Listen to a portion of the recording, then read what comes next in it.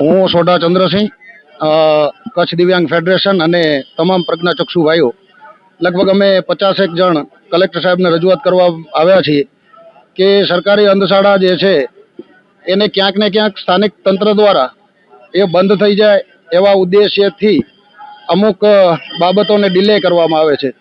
હાલમાં શાળાઓ પણ શરૂ થઈ ગઈ હોય, શાળા પ્રવેશ ઉત્સવ ચાલુ હોય, બિલ્ડિંગ જર્જરિત છે તો તેના માટે સરકારશ્રીએ વૈકલ્પિક વ્યવસ્થા કરવી જોઈએ, જે સમાજ સુરક્ષા વિભાગે નથી કરી. અત્યંત દુઃખની બાબત છે.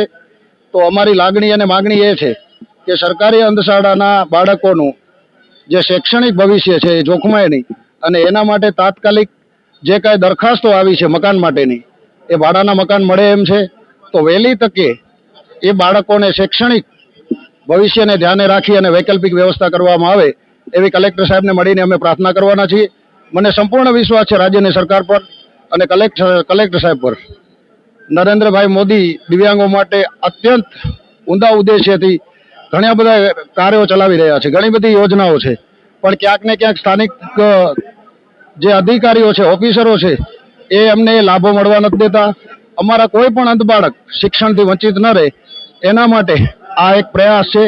આવનારા સમયમાં મને ચોક્કસપણે વિશ્વાસ છે કે કલેક્ટર સાહેબનું નેતૃત્વ વહેલી તકે બાળકોનું શૈક્ષણિક કાર્ય શરૂ કરાવશે. Thank you.